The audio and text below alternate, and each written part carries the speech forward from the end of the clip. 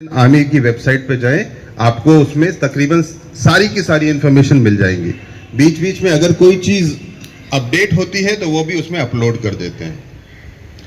कल जो हमारे पास हायर हेडक्वार्टर से खबर आई है उसके हिसाब से इससे पहले हुई जितनी भी सी और रैली हैं वो सब रद्द हो गई हैं।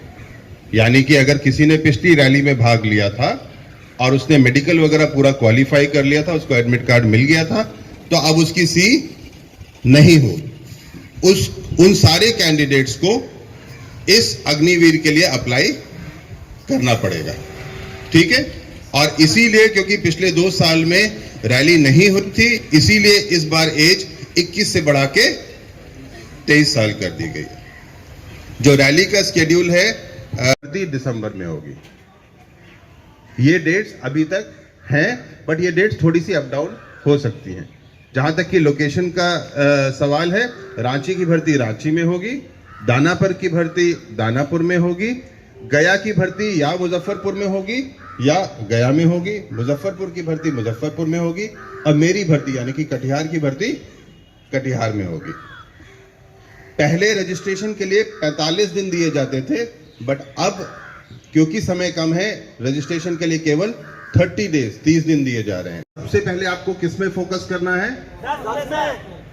फिजिकल में फोकस करना है। और फिजिकल में फोकस कैसा करना है कि अगर वहां पे आपको 5 मिनट 30 सेकेंड के अंदर आना है, तो जब आप बाहर प्रैक्टिस करते हो तो आपका टाइमिंग कितना होना चाहिए? 4:40 4:45 होना चाहिए। क्यों होना चाहिए?